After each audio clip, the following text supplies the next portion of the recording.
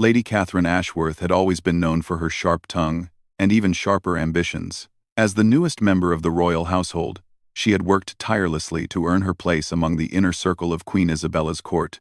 The Grand Palace of Thornwick had witnessed many scandals over the centuries, but none quite like what was about to unfold in the autumn of 1847. The morning mist clung to the castle towers as Catherine made her way through the ornate corridors toward the Queen's private chambers. Her silk dress rustled against the marble floors, each step echoing with purpose. She carried with her a leather portfolio containing documents that could change the course of the monarchy forever. Queen Isabella, a woman of 63 years, with silver hair and piercing blue eyes, had ruled the kingdom of Valdoria for over 3 decades.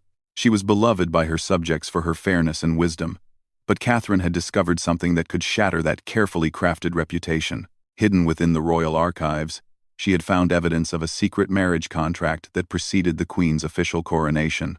The discovery had come by accident. While researching genealogical records for the royal library, Catherine had stumbled upon a sealed chamber behind a false wall. Inside, yellowed documents revealed that Queen Isabella had been secretly married to a commoner named Thomas Hartwell before ascending to the throne. This union, if proven legitimate, would make her subsequent marriage to King Edmund null and void, potentially bastardizing the entire royal lineage. Catherine's hands trembled as she recalled the moment of discovery. The implications were staggering. Not only would this revelation destroy Queen Isabella's legacy, but it could throw the entire kingdom into chaos. The current heir apparent, Prince Alexander, would lose all claim to the throne. The noble houses would scramble for power, and civil war could tear the realm apart. But Catherine was not motivated by loyalty to the crown or concern for the kingdom's stability. Her own family had been stripped of their lands and titles 20 years ago when her father was falsely accused of treason.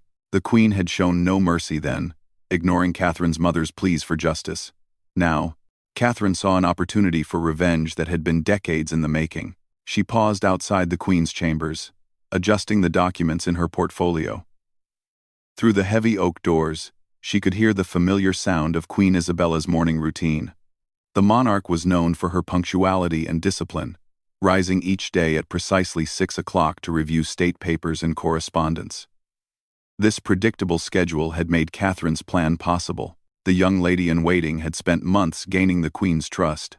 She had proven herself invaluable in managing the royal correspondence, organizing state functions, and handling delicate diplomatic matters. Queen Isabella had come to rely on Catherine's intelligence and discretion, never suspecting the burning hatred that lay beneath her loyal facade. As Catherine raised her hand to knock, she thought about the conversation that was about to unfold. She had rehearsed her words countless times, knowing that timing and presentation would be crucial. The Queen must understand not only what Catherine had discovered, but also what she demanded in return for her silence. The plan was elegant in its simplicity. Catherine would present the evidence and demand that the Queen publicly restore her family's honor and lands. She would also require a substantial financial compensation and a position of real power within the court. If the Queen refused, Catherine would ensure that the documents found their way to the kingdom's most influential nobles and foreign ambassadors.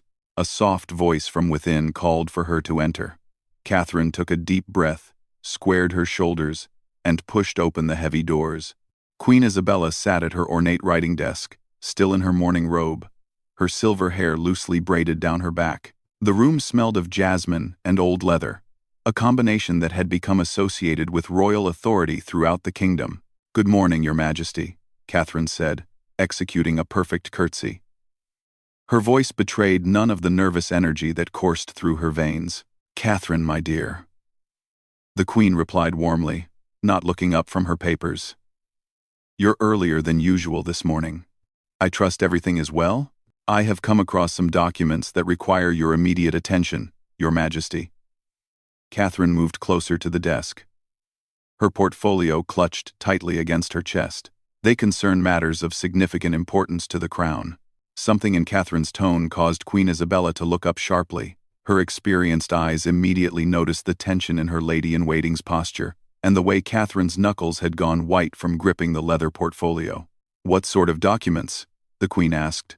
Setting down her quill, and giving Catherine her full attention. Catherine opened the portfolio with deliberate slowness, savoring the moment she had waited so long to experience. She withdrew the first document, a marriage certificate bearing the royal seal, and placed it carefully on the Queen's desk.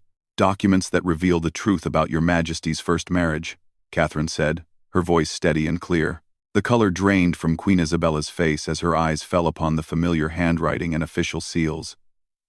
Her hands shook slightly as she picked up the document, studying it with the intensity of someone examining evidence of their own doom. The silence stretched between them, heavy with implications and unspoken threats. Catherine watched as recognition dawned in the Queen's eyes, followed quickly by fear, anger, and finally, a cold calculation that Catherine recognized all too well. "Where did you find this?"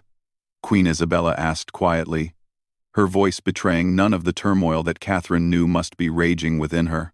"In the archives, Your Majesty. There are more documents, all properly sealed and authenticated. Letters, witness statements, even a record of children born to the union." Catherine's words hit their target with precision. She had done her research thoroughly, knowing that half-truths and implications would be more devastating than outright accusations. Queen Isabella set the document down carefully, her mind racing through possibilities and consequences. She had thought those records destroyed long ago, burned in the fire that had conveniently consumed the old registry office shortly after her coronation. The existence of duplicates had always been a fear that haunted her quieter moments. "What do you want?" the Queen asked finally, her voice barely above a whisper. Catherine smiled then, a cold expression that transformed her usually pleasant features into something altogether more dangerous. This was the moment she had dreamed of for 20 years. The instant when the most powerful woman in the kingdom would be forced to acknowledge her vulnerability. "Justice, Your Majesty. For my family and for the truth that has been hidden for far too long." The morning sun climbed higher outside the palace windows, casting long shadows across the room where two women faced each other across a desk laden with secrets. Neither knew that their confrontation was being observed from behind a hidden panel in the wall, where another set of eyes watched and listened with growing alarm. The Game of Thrones had begun anew, and the stakes had never been higher. Behind the hidden panel, Lord Chancellor Marcus Blackwood pressed his ear closer to the wall, his heart pounding with each word he heard. He had come to discuss the upcoming trade negotiations with the Queen, but the private passage he had used for decades of discreet meetings had instead delivered him into the middle of a conspiracy that could topple the monarchy. Marcus had served Queen Isabella faithfully for 25 years, rising from a minor court official to become her most trusted advisor. He knew about the Queen's first marriage to Thomas Hartwell, had been one of the few witnesses to help cover up the scandal when Isabella was forced to choose between love and crown. The young princess had chosen duty, arranging for Thomas to disappear with a generous pension and a new identity in the northern provinces. Now, as he listened to Catherine Ashworth's demands, Marcus realized that their carefully constructed secret was unraveling. The documents Catherine possessed were genuine, he knew, because he had helped hide them himself all those years ago. What terrified him most was that if these particular papers had survived, others might have as well. Inside the Queen's chambers, Isabella struggled to maintain her composure as Catherine outlined her demands. The restoration of the Ashworth family lands was just the beginning. Catherine also wanted a formal title, a seat on the royal council, and most dangerously, she wanted the Queen to publicly declare that her father had been innocent of treason. "The evidence against your father was substantial," Queen Isabella said carefully, trying to regain some control over the conversation. "The court proceedings were conducted fairly according to the law." Catherine's laugh was sharp and bitter. "Fair? Your Majesty speaks of fairness while hiding the truth about your own legitimacy. My father was condemned based on forged documents and false testimony from men who owed their positions to your favor. He died in that prison cell, believing his daughter would live in shame forever." The pain in Catherine's voice was genuine, and for a moment, Queen Isabella felt a flicker of the guilt she had carried for decades. The evidence against Lord Ashworth had indeed been circumstantial, but the political climate at the time had demanded a scapegoat for the failed military campaign in the Eastern Territories. Isabella had been a young queen then, pressured by advisors who convinced her that showing strength meant showing no mercy. "Your father was involved in activities that threatened the security of the realm," Isabella insisted. though her voice lacked conviction. "My father was loyal to the crown until his dying breath," Catherine shot back. "But loyalty meant nothing when you needed someone to blame for your own military failures. Just as your marriage to Thomas Hartwell meant nothing when you needed to secure a political alliance with King Edmund." The accusation hung in the air between them like a blade. Queen Isabella rose from her chair, her royal bearing reasserting itself despite the circumstances. "You forget yourself, Lady Catherine. Whatever you believe you have discovered, I am still your queen." "Are you?" Catherine asked softly. "Because according to these documents, you were already married when you wed King Edmund. That makes you a bigamist, and it makes Prince Alexander and Princess Margaret illegitimate heirs. The noble houses would be very interested to learn about this revelation, don't you think?"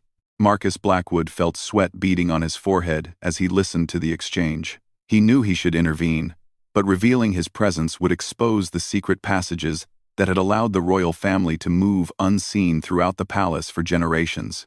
Instead, he remained frozen, watching through a tiny gap in the panel as his queen faced the greatest threat of her reign. Queen Isabella moved to the window, staring out at the gardens where her children had played as youngsters. Prince Alexander was now 35, married with children of his own, completely unaware that his birthright hung in the balance. Princess Margaret had married into a powerful neighboring kingdom, cementing alliances that had kept the realm peaceful for over a decade. "What you're suggesting would destroy innocent people," Isabella said finally. "My children have done nothing wrong. Neither did my father," Catherine replied without hesitation. "Neither did my mother, who spent her final years in poverty while you lived in luxury built on lies and political convenience. You speak of innocent people, but what about the innocent lives you've already destroyed?" The queen turned back to face Catherine, and for the first time, the younger woman saw something unexpected in the monarch's eyes. It wasn't fear or anger, but a profound weariness that spoke of decades carrying impossible burdens. "You have no idea what it means to wear a crown," Isabella said quietly. "Every decision carries consequences that ripple through thousands of lives. Yes, I made choices that hurt innocent people. Yes, I have regrets that haunt my dreams. But everything I did was in service to the realm and its people." "Pretty words," Catherine said, unmoved. "But they don't bring back my father or restore my family's honor. You have until tomorrow at sunset to decide. Your Majesty, agree to my terms, or I will ensure that these documents reach every noble house in Valdoria and beyond." Catherine gathered her portfolio and moved toward the door, pausing only to add, "I will also need your decision in writing, signed and sealed. I have learned not to trust the word of royalty." As the door closed behind Catherine, Queen Isabella sank back into her chair, her hands shaking as she picked up the marriage certificate again. The faded ink seemed to mock her, every carefully preserved letter a reminder of the happiness she had sacrificed for duty. Marcus Blackwood waited several minutes before using the hidden mechanism to open the panel and step into the room. Queen Isabella looked up at him without surprise. She had suspected for years that he used the secret passages for their more delicate conversations. "You heard everything," she said. "It wasn't a question." "I did, Your Majesty, and I fear that Lady Catherine's threats are only the beginning of our troubles." Marcus moved to the window, scanning the courtyard below with the paranoid eye of someone who had spent decades protecting royal secrets. "If she has these documents, others might exist. Thomas Hartwell might still be alive, though he would be an old man now. There could be witnesses, servants who remember, clerks who kept duplicate records." "What are you suggesting?" Isabella asked, though she dreaded the answer.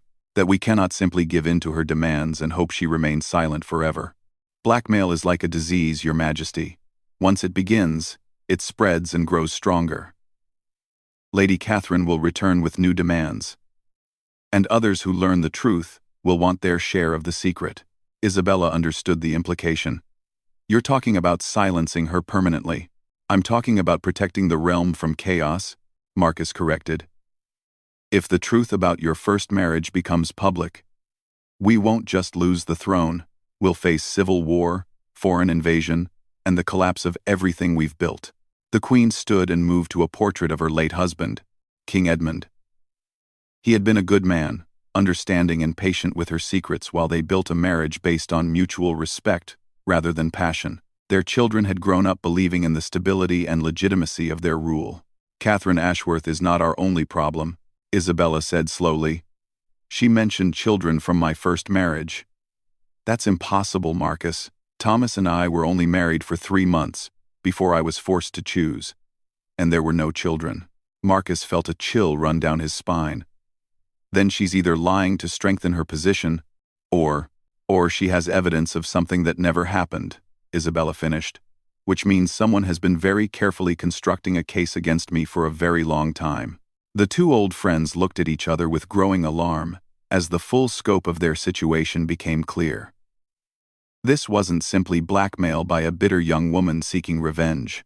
This was a carefully orchestrated plot involving forged documents, false evidence, and a level of planning that suggested powerful enemies working behind the scenes. Somewhere in the palace, Catherine Ashworth was preparing for what she believed would be her moment of triumph, but she had no idea that her demands had just triggered a chain of events that would test the limits of royal power and the lengths to which desperate people would go to protect their secrets. The game had indeed begun, but the true players were only now revealing themselves. The palace bells chimed midnight as Catherine Ashworth paced her chambers, unable to sleep despite her exhaustion. She had expected to feel triumphant after finally confronting Queen Isabella, but instead, an unsettling unease gnawed at her stomach. Something about the Queen's reaction had been wrong. Too controlled. Too calculating for someone who had just been cornered with devastating evidence. 3 floors below, in the palace dungeons that had been converted into wine cellars decades ago, Marcus Blackwood examined the documents by candlelight with Master Edmund Hartley, the kingdom's most skilled expert in historical manuscripts. Hartley was one of the few people alive who could authenticate documents from the previous century, and his verdict was both shocking and terrifying. "The papers are genuine, my lord," Hartley confirmed, his weathered hands trembling as he held up the marriage certificate to the flame. "The ink, the paper, the seals, they're all authentic. But there's something peculiar about the witness signatures." Marcus leaned closer, squinting at the faded writing. "What do you mean?" "These signatures belong to people who were documented as being in different parts of the kingdom on the date this marriage supposedly took place. Lord Pemberton, for instance, was leading a military campaign in the north that entire month. Lady Whitmore was attending her daughter's wedding in the southern provinces. It would have been impossible for them to witness this ceremony." The realization hit Marcus like a physical blow. Someone created these documents using real materials from the period, but fabricated the details. This isn't just blackmail, it's an elaborate conspiracy to destroy the Queen. Meanwhile, in her private study, Queen Isabella sat before a fire, feeding page after page of correspondence into the flames. These were letters from Thomas Hartwell, hidden away for 30 years, and read only during her darkest moments of doubt.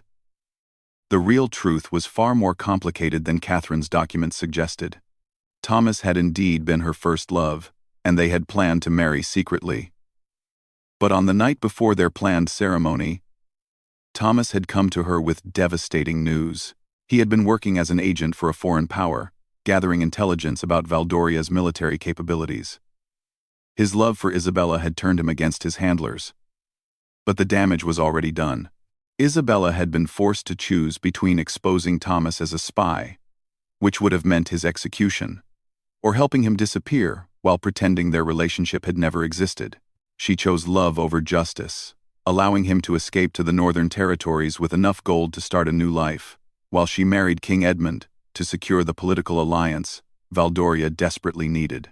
There had never been a secret marriage, never been children, never been the scandal that Catherine's documents portrayed. Someone had spent considerable time and resources creating an elaborate fiction designed to destroy Isabella's reign at its most vulnerable moment. As dawn approached, Catherine prepared for what she expected to be the Queen's surrender. She dressed in her finest gown, a deep blue silk that had belonged to her mother, and made her way to the throne room where Isabella had agreed to give her answer. The great hall was empty, except for guards stationed at the doors, their presence more ominous than protective. Queen Isabella entered precisely at sunrise, accompanied by Marcus Blackwood and, to Catherine's surprise, Master Hartley. The Queen looked older than her years, but her bearing was still regal as she took her place on the ancient throne. "Lady Catherine," Isabella began formally, "you have presented me with certain documents and made specific demands based on their contents. I have spent the night considering your proposal." Catherine stepped forward confidently, believing victory was within her grasp. "And what is your decision, Your Majesty?" "My decision is to tell you the truth," Isabella replied, her voice carrying clearly through the vast hall. "The documents you possess are forgeries, created by someone with considerable skill and resources, but forgeries nonetheless." Catherine's confidence wavered but didn't break. "Your Majesty cannot simply deny. Master Hartley has examined your evidence," Isabella continued, gesturing to the elderly scholar. "The materials are authentic, from the correct time period, but the witnesses listed were documented as being elsewhere when this marriage allegedly took place. Someone has gone to extraordinary lengths to frame me for crimes I never committed." The blood drained from Catherine's face as she realized the implications. If the documents were forgeries, then her entire plan was built on lies. But more terrifying than that was the question of who had provided her with these false papers and why. "I believe," Queen Isabella said, rising from her throne, "that you are as much a victim in this conspiracy as I am. Someone has used your legitimate grievances against me to serve their own purposes." Marcus stepped forward, his expression grim. "Lady Catherine, can you tell us exactly where you found these documents? Who had access to the archives before you?" Catherine's mind raced as she tried to remember the details of her discovery. She had been researching in the archives for weeks, but she hadn't been alone. Lord Aldrich Thorne, a visiting scholar from a neighboring kingdom, had been working in the same section, claiming to research trade agreements from the previous century. "Lord Thorne," Catherine whispered, the realization hitting her like a thunderbolt. "He was there when I found the hidden chamber. He helped me translate some of the older documents." Isabella and Marcus exchanged knowing looks. Lord Aldrich Thorne was the nephew of King Rudolph of Astoria, Valdoria's chief rival for control of the eastern trade routes. If Valdoria's royal line could be thrown into question, Astoria could claim the disputed territories by right of conquest. "You've been manipulated," Isabella said gently, stepping down from the throne to approach Catherine. "Your anger at me, your desire for justice for your father, all of it has been used by people who care nothing for truth or justice." Catherine felt her world crumbling around her. "My father. Was he really guilty of treason?" Isabella paused, considering her words carefully. "Your father made a mistake in trusting the wrong people, but his heart was loyal to Valdoria. The evidence against him was overstated by my advisors, who wanted to show strength to our enemies. I allowed fear to guide my judgment, and an innocent man died because of it." The admission hung in the air like a confession. Catherine had spent 20 years hating the Queen for her father's death, and now learned that Isabella's guilt was real. Even if the specific charges had been fabricated, "What happens now?" Catherine asked, her voice barely audible. "Now we deal with the real threat," Marcus said grimly. "Lord Thorne and whoever else is behind this conspiracy cannot be allowed to succeed. They've already demonstrated their willingness to forge documents and manipulate innocent people. Who knows what other plots they have in motion?" Queen Isabella looked at Catherine with something approaching compassion. "I cannot undo the wrongs done to your family, but I can offer you a choice. Help us expose this conspiracy and find the real culprits, and I will see that your family's honor is restored through truth rather than blackmail." Catherine stared at the Queen, trying to process the rapid reversal of her fortunes. The woman she had planned to destroy was now offering her the very justice she had sought, but in exchange for abandoning her quest for revenge. "And if I refuse?" Catherine asked. "Then you'll be charged with treason for attempting to blackmail the crown with forged documents," Marcus said bluntly. "The evidence against you is substantial, and the penalties are severe." Catherine realized she had no real choice, but strangely, she felt a sense of relief. The hatred she had carried for so long had been based on partial truths and careful manipulations. The real enemy wasn't the flawed but ultimately human Queen Isabella, but the faceless conspirators who had used her grief as a weapon. "I'll help you," Catherine said finally, "but I want your promise that the full truth about my father will be revealed, not just a quiet pardon. You have it, Isabella agreed. But first, we need to find Lord Thorn and discover the full scope of this plot before it's too late to stop it. As the morning sun climbed higher over the palace, the three unlikely allies began planning their counterattack against an enemy who had played a longer and more dangerous game than any of them had imagined. The forged documents had been just the beginning, and somewhere in the shadows, more dangerous moves were already in motion. The fate of the kingdom now rested not on the secrets of the past, but on whether they could uncover the truth before their enemies struck again. The Game of Thrones had become a race against time, with the very survival of the monarchy hanging in the balance.